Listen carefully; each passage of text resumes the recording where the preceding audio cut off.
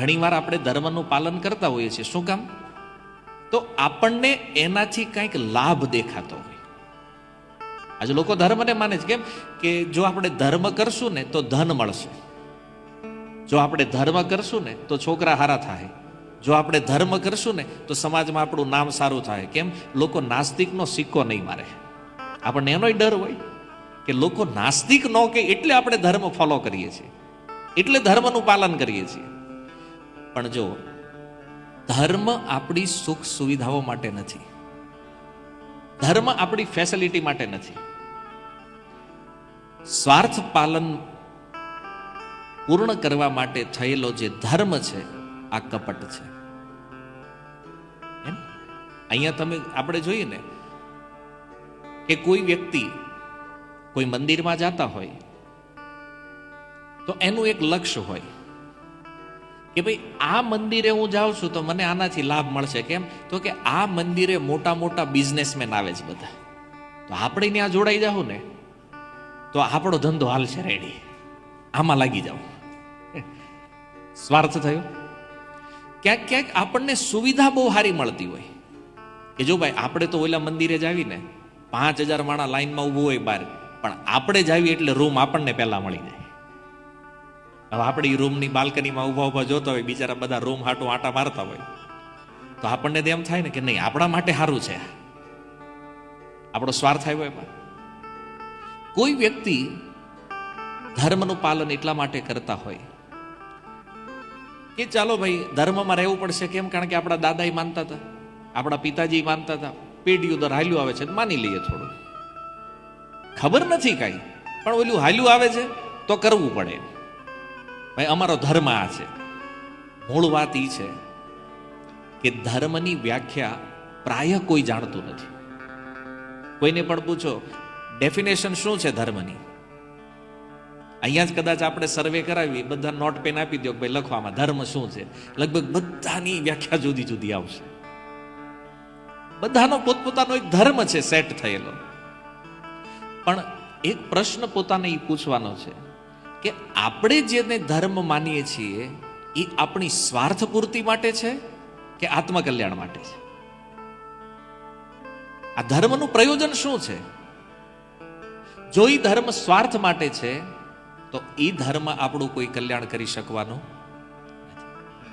સંસ્કૃતમાં ધર્મનો અર્થ છે ધારયતિ ઇતિ ધર્મ.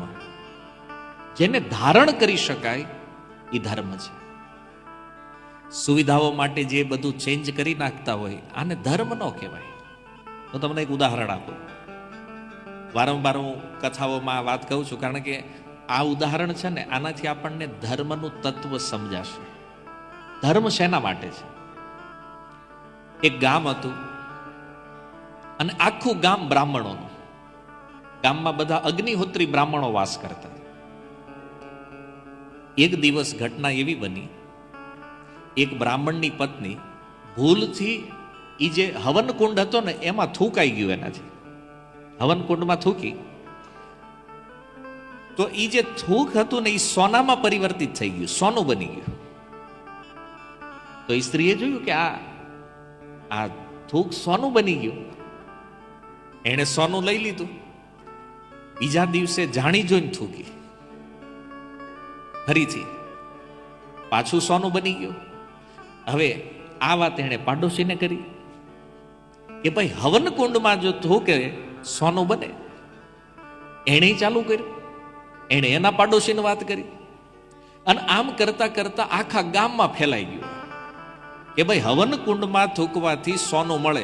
અને પછી તો નવી નવી સાડીઓ, નવા નવા ઘરેણા અને બધી બાયુના વજન વધી ગયા. બધું ટીપ ટોપ એકદમ. પણ એક પતિવ્રતા સ્ત્રી હતી. એણે એના પતિને જઈને પૂછ્યું કે હું આમાં થૂકું હવનકુંડમાં? તો એના પતિએ કીધું જો આ વેદ મર્યાદાની વિરુદ્ધ છે. હવનકુંડમાં થૂકવું એ પાપ છે, આ કરાય નહીં. કારણ કે વેદ આની આજ્ઞા નથી આપતું. આ વેદ મર્યાદા વિપરીત છે. હવે એ સ્ત્રીએ પતિની આજ્ઞા માનવી જ રહી, પતિવ્રતા છે. અને એ બિચારી દિવસે દિવસે હુકાવા માંડી. કારણ કે ઓલી બધી તૈયાર થઈને ફરે એકદમ, અને આને બિચારીને કાંઈ મળે નહીં. અને મનમાં વિચારે કે આ ધર્મનું પાલન કરીને શું મળ્યું આપણને? આ ધર્મ કરવામાં આપણે આઈના રહી ગયા વાહે. તો પતિને લાગ્યું કે આમ નામ રહે ને તો ઓગળી જાય, હે આ રોટલા ઘડે એવું કોઈ રહે નહીં. એટલે એણે નક્કી કર્યું કે આપણે આ ગામમાં રહેવું નથી. પોતાનો ઘર વખરીનો સામાન બળદગાડામાં ભર્યો અને ગામથી જેવા નીકળ્યા, ગામના પાદર બાર જેવા નીકળ્યા ને આખું ગામ જાણે બોમ્બ વિસ્ફોટ થયો હોય ને એમ અગ્નિની જ્વાળાઓમાં માંડ્યું બળવા. ત્યારે એની પત્નીએ પૂછ્યું કે આવું કેમ થયું? તો કે આ બધા લોકોએ પોતાના ધર્મનો ત્યાગ કર્યો છે અને આપણે પોતાના ધર્મમાં સ્થિત રહ્યા. જ્યાં સુધી આપણે એ ગામમાં હતા ને ત્યાં સુધી આ ગામ સુરક્ષિત હતું. એમ આપણે જે શહેરમાં રહેતા હોય, જે ગામમાં, એમાં કોઈ એક વ્યક્તિ એવો હોય જે ધર્મને ધારણ કરીને રાખ્યો હોય, કદાચ એના કારણે આપણે બધા સુરક્ષિત બેઠા હોય, જેને ધર્મ ધારણ કર્યો છે. અને જ્યારે એ નીકળી ગયા, આપણને કોઈ નહીં બચાવી શકે. ધર્મ જે છે ને એ આપણી રક્ષા કરે છે. જો સોનાની લાલચમાં એ બધી સ્ત્રીઓએ અને એ બધા બ્રાહ્મણોએ પોતાના ધર્મનો ત્યાગ કરી દીધો. એમ આપણે તે ક્યાંક એવું લાગે કે હાલો થોડાક પૈસા મળે એમ છે. બધાને ખબર છે કે દારૂ ધંધામાં પૈસા હારા, માંસ વેચવામાં પૈસા હારા. આજે લોકો વિદેશની અંદર આ બધા ધંધા કરે છે. દારૂ પણ વેચે છે, માંસ પણ વેચે છે, અને ભારતમાંય થાય છે, ન કેવલ વિદેશની વાત. આપણા શહેરોમાંય તે આપણા ભાઈઓ આ કરી રહ્યા છે. તો આનો વિક્રય જે છે આ વેદ મર્યાદાની વિરુદ્ધ છે. જે શાસ્ત્ર આપણને અનુમતિ નથી આપતું એવા કોઈ પણ કામમાં આપણે લાગ્યા છીએ અને આપણને એવું લાગે છે કે આપણે બહુ બુદ્ધિમાન છીએ, પછી ગમે એટલું તિલક કરતા હોય, માળા પહેરતા હોય, આપણો ધર્મ ભ્રષ્ટ થઈ ચૂક્યો છે. વાત સમજે? ધનની લાલચમાં આપણે ધર્મનો ત્યાગ કર્યો છે. માછલી વેચીને પૈસા આવે, આપણા પૂર્વજોને નથી ખબર પડતી એને શું કામ ન કર્યું? જેમાં ધર્મ નષ્ટ થતો હોય આવું કોઈ કાર્ય વેદ ધર્મના અનુયાયીએ કરવું ન જોઈએ ક્યારે. અને જો ધર્મ ગયો એકવાર જીવનમાંથી તો સમજી લો એક દિવસ આપણો નાશ થવાનો છે, આમાં કોઈ સંદેહ નથી.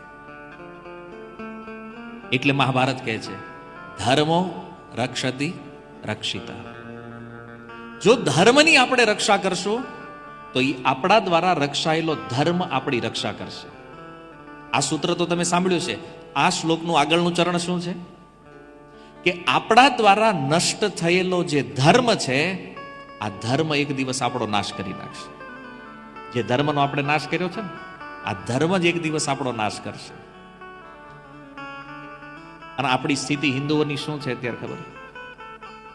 પૈસાની લાલચ જો ક્યાંય મળે ને તો આપણે કોઈ ધર્મનો વિચાર કરવા ઉભા રહેવી એમ નથી. વાત સાચી છે ખોટી છે? કોઈ તમને એમ કે હું અમેરિકામાં છું ને અહીંયા આપણે નોનવેજની દુકાન નાખીએ, આમ જો પૈસા દુનિયાભરના મળે એમ છે, આપણે ભાગીદાર થાવી કે ન થાવી? હૃદયથી હાથ ઉપર.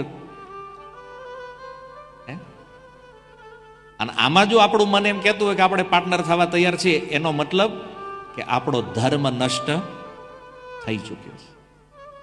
હવે જે થઈ રહ્યું છે ને એ બધું દેખાવ છે ખાલી. જીવનમાં કોઈ પણ સંકટ આવે, કોઈ પણ કષ્ટ આવે, પણ ધર્મ જાવો જોઈએ. આપણા પૂર્વજોનો ઇતિહાસ યાદ કરો તમે.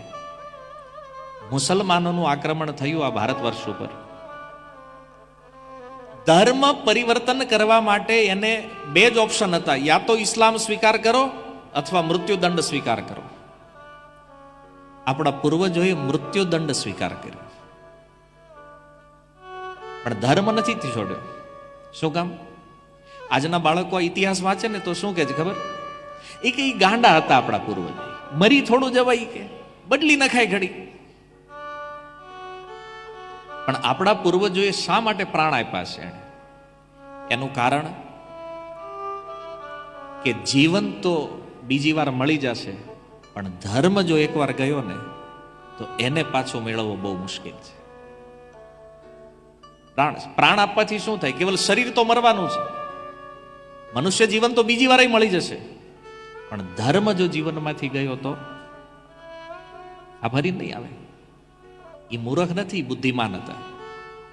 અને એણે એ બલિદાન આપ્યું છે ને, એટલે આજે આ ગંગાજીના તટે બેહીને આપણે આ ભાગવત શ્રવણ કીર્તન કરી શકીએ છીએ. એણે ધર્મ બચાવ્યો ને, એટલે આજે આપણે બચીને બેઠા છીએ. બાકી તેથી એણે પરિવર્તન કરી લીધું હોત તો આજે આપણે ક્યાંક બાંગ પોકરતા બધું છે કે નહીં? એમ આપણે જો ધર્મનો ત્યાગ કરશો તો આવા વાળી પેઢીઓનું ભવિષ્ય શું હશે વિચારો. આ શિક્ષાઓ જરૂરી છે, કારણ કે ધર્મ શું છે એ જો ખબર નહીં પડે, આને લોકો ધારણ કેમ કરશે? અને ધર્મ ધારણ નહીં થાય તો એ ધર્મ ખાલી દેખાવ બની જશે. આપણે ખાલી એવું માનશું કે નહીં અમે ભક્ત છીએ દેખાવના, બાકી જ્યાં કોમ્પ્રોમાઇઝ કરવું પડે ત્યાં કરી નાખીએ છીએ. આપણે સગવડિયો ધર્મ ચાલુ કર્યો છે. આપણને જે ફેસિલિટેડ હોય ને એ આપણે કરવા માંગીએ છીએ. આ ધર્મ નથી, ઇન્દ્રિય તૃપ્તિ છે. ધર્મ એ છે જેના માટે પ્રાણ આપવો પડે ને તો પણ વ્યક્તિ તૈયાર છે. આને ધર્મ કહેવાય છે. અને બાકી જ્યાં આપણું કપટ છે, જ્યાં લાલચ છે, ધર્મ છે જ નહીં. ધર્મ જીવનનો સાર છે. અને એટલે શાસ્ત્ર કહે છે ધર્મેણ હીના પશુવીર સમાના. જેના જીવનમાં ધર્મ નથી ને એમાં અને પશુમાં કોઈ અંતર નથી. ઓલા 4 પગવાળા છે, આ 2 પગવાળા છે પશુ. કોઈ મનુષ્ય ક્યારે બને? જ્યારે વ્યાસદેવ કહે ધર્મો હિ એકો અધિક વિશેષ. જ્યારે એના જીવનમાં ધર્મ આવે છે ત્યારે એ મનુષ્યત્વને પ્રાપ્ત કરે, ત્યારે એ મનુષ્ય બને છે. તો વ્યાસ ભગવાન કહે છે કે મેં આ કપટ ધર્મ જે છે, કપટ ધર્મ એટલે માની લ્યો તમે કોઈ પુરાણ વાંચો ને એમાં લખ્યું હોય કે તમે આ કર્મ કરશો ને તો તમે સ્વર્ગ પ્રાપ્ત કરશો, તો એ કપટ છે. કારણ કે તમને એ ખબર નથી કે ચાલો સ્વર્ગલોક તો પહોંચી ગયા, પછી ગીતામાં ભગવાન કહે છે ક્ષીણે પુણ્ય મૃત્યુ લોકે વિશંતિ. જ્યારે ત્યાં તમારા પુણ્યનું બેલેન્સ પૂરું થાય ને ફરીથી આ જન્મ મરણના પ્રવાહમાં ઉતરવું પડશે. સ્વર્ગ જવાનો અર્થ મુક્તિ નથી, જન્મ મરણના પ્રવાહમાં રહેવું પડે છે પાછું. તોય આપણે બધા શું લખીએ છીએ? સ્વર્ગવાસ. હકીકત આ ન લખવું જોઈએ. ફોટો જે આપણે પિતૃઓનો બનાવીએ છીએ ને ભગવાનના ધામનું લખો, સાકેતવાસ લખો, ગોલોકવાસ લખો, એને ભગવાનના ધામ વૈકુંઠવાસ લખો. સ્વર્ગવાસ એ પૂર્વજોનું અપમાન કરવા જેવું છે. તો વાસ્તવમાં આપણને આ જાણકારી નથી, પણ લાલચ. માની લો કોઈ શાસ્ત્રમાં આપણને વાંચવા મળે કે આ યજ્ઞ કરશો ને તો તમે ધનવાન થઈ જાવ, કરશે કે નહીં લોકો? પણ એ ધન મળ્યા પછી શું? જો એ ભજન નહીં કરે તો પાછો જન્મ મરણના પ્રવાહમાં ફસાઈ જશે. તો આવું જે વર્ણન શાસ્ત્રોમાં છે એને વ્યાસદેવ કહે છે આ કપટ ધર્મ છે. તો એક પ્રશ્ન થાય કે વ્યાસજી આવું કર્યું હું કામ? જ્યારે એને ખબર હતી કે આ કપટ ધર્મ છે તો પછી આવું લખ્યું કેમ?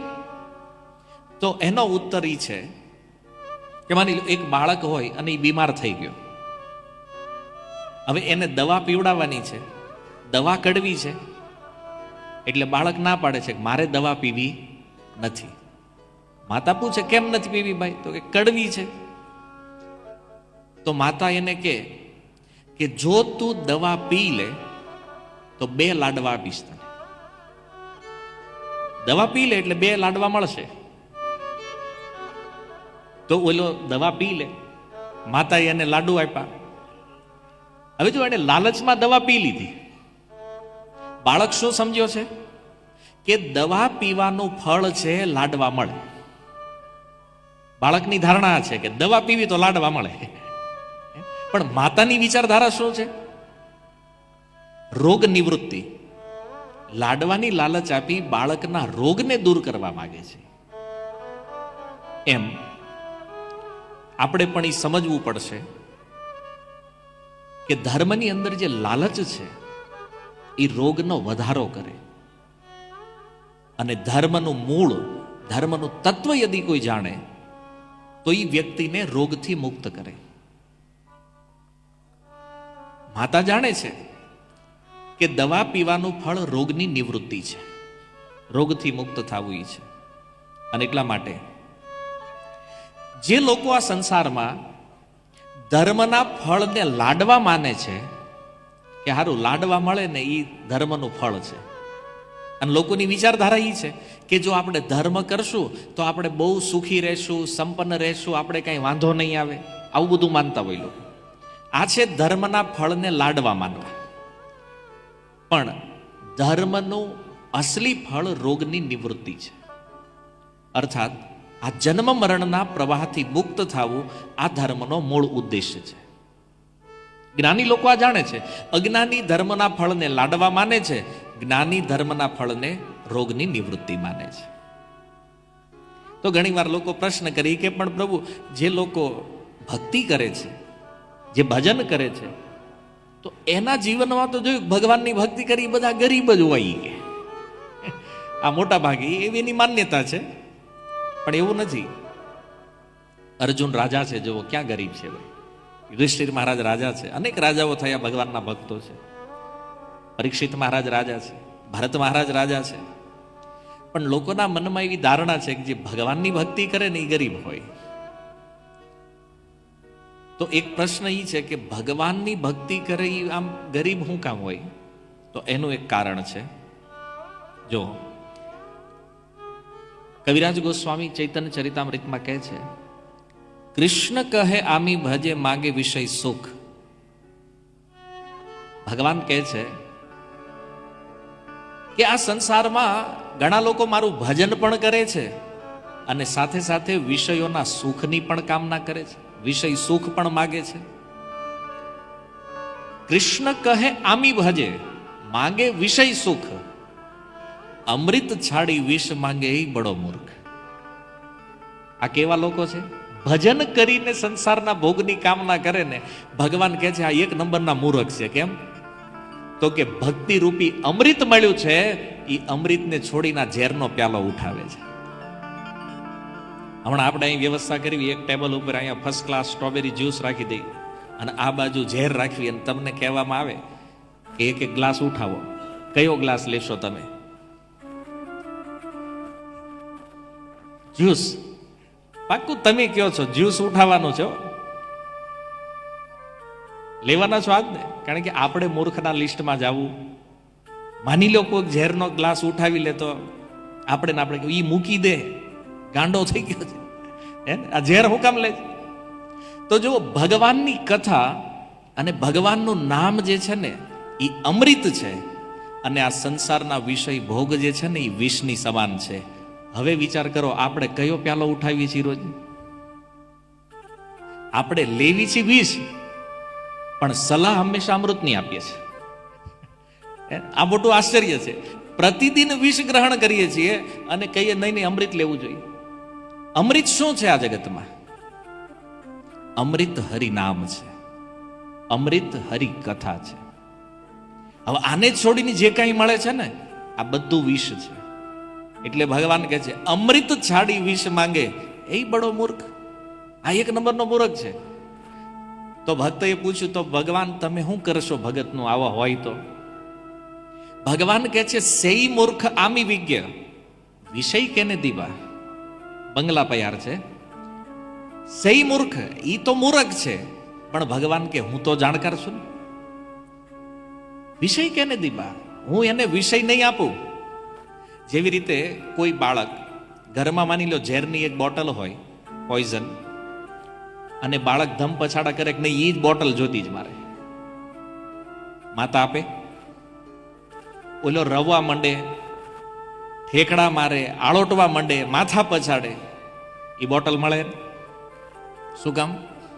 કારણ કે માતા જાણે છે આમાં બાળકનું હિત નથી, એને અપાય નહીં. એમ ભગવાન કહે છે એ માગવા વાળો તો મૂરખ છે, પણ હું દેવા વાળો, મને તો બુદ્ધિ હોય ને, આને હું દેવું કે ન દેવું. એ બાળકને નથી ખબર એ શું માગે છે, પણ માં તો જાણે છે ને આ ઝેર છે, આ એને અપાય નહીં. તો ભગવાન કહે છે સહી મૂર્ખ આમી વિજ્ઞ વિષય કેને દીબા, સ્વચરણામૃત દિયા વિષય ભૂલાઈએ. ભગવાન કહે છે એને હું મારા ચરણનું અમૃત, મારી કથા, મારું નામ, એને એવું અમૃત પીવડાવીશ કે આ જગતના વિષય રસને ઈ ભૂલી જાય આખું. અને એટલા માટે જુઓ, જેનો જેનો રસ ભગવાનમાં લાગે ને એને પછી જગતમાં કોઈ રસ દેખાતો નથી.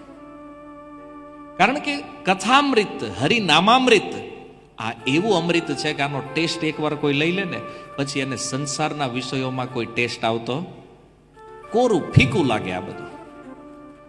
પણ આ ટેસ્ટ લીધો હોય તો, બાકી નકર તો પછી સંસાર જ સારો લાગે, સ્વાદિષ્ટ. હકીકત વિષ જ્યારે ટેસ્ટી લાગવા માંડે ને તો સમજો કે આપણો વિનાશ નિશ્ચિત છે. એમ ભગવાનની કથા, ભગવાનનું નામ જ્યારે પ્રિય લાગવા માંડે ત્યારે સમજવું કે નહીં, હવે આપણો ટેસ્ટ બરાબર પકડાણો છે, હવે ભવરોગ જવાનો છે. કારણ શ્રી સંપ્રદાયના આચાર્ય રાજા કુલશેખર આલવાર મુકુંદમાલા સ્તોત્રમાં એક શ્લોક લખે છે, ઇદમ શરીરમ સત્સંગી જર્જરમ. કે છે ઇદમ શરીરમ, આ શરીર જે છે સત્સંગી જર્જરમ, આ હો જગ્યાએથી જર્જરિત થઈ ગયું છે. તો સંસ્કૃતમાં 100 નો અર્થ 100 પણ થાય, 1000 પણ થાય, 1 લાખ, 1 કરોડ, અનંત. શતમાં ને 100 એવું નક્કી નહીં. જેવી રીતે આપણે કહીએ કે સેંકડો લોકો હતા, હવે સેંકડોમાં 100 ઉપર હોય, 99 હોય, ઘણી બધી સંખ્યા હોય તો કે ને સેંકડો હતા. તો કીધું ઇદમ શરીરમ સત્સંગી જર્જરમ, આ શરીર 100 જગ્યાએથી જર્જરિત છે. કેમ? કારણ કે આમાં બહુ બધા હાંધા છે, અને હાંધો જે હોય ને એ ગમે ત્યાં તૂટે. એટલે જુઓ, જેટલા હાંધા એટલા આપણા વાંધા. કારણ કે સહેજ હાંધો આમ તેમ થાય એટલે દુખાવો શરૂ. પતંત્ય અવશ્યમ, અને આનું એક દિવસ પતન નિશ્ચિત થવાનું છે. તો પરિણામ પેશલમ, આનું પરિણામ બહુ ભયાનક છે. કિમ ઔષધિમ પૃચ્છસી મૂઢે દુર્મતે, કે છે હે મૂઢ વ્યક્તિ, કઈ દવાના ચક્કરમાં પડ્યો છો તું? આ જગતમાં એવી કોઈ દવા નથી કે જે આપણા આવવા વાળા મૃત્યુના આ રોગને નષ્ટ કરી શકે, શરીરને નાશ થતું અટકાવે. આવી કોઈ દવા હજી સુધી આ સંસારમાં બની નથી. પણ જો અમર થવું હોય, નિરોગી થવું હોય, ભવરોગથી મુક્ત થવું હોય તો શું કરવું જોઈએ? તો કુલશેખર આલવાર કહે છે નિરામયામ કૃષ્ણ રસાયણમ પીવ. તો નિત્ય નિરોગ કરવા વાળું આ જે કૃષ્ણ રસાયણ છે, કૃષ્ણ કથા રસાયણ જે છે, પીબ, આને પીતા રહ્યો, આનું પાન કરતા રહ્યો. અને આજ વાત હનુમાનજી મહારાજના વિષયમાં જોઈએ તો રામ રસાયણ તુમ્હરે પાસા, સદા રહો રઘુપતિ કે દાસા. આ રસાયણ જેની પાસે આવી જાય ને પછી એને બધા રોગ નીકળી જાય. એટલે સૌથી મોટું ટોનિક જેને આપણે કહીએ છીએ, સૌથી શ્રેષ્ઠ ઔષધિ જો કોઈ હોય તો એ હરિકથા છે. પરીક્ષિત મહારાજ પણ કહે છે આને ભાગવતમાં, ભવ ઔષધિ શ્રોત્ર મનોભિરામાત. ભવસાગરને જો નષ્ટ કરવો હોય ને તો એની દવા આ ભાગવત છે.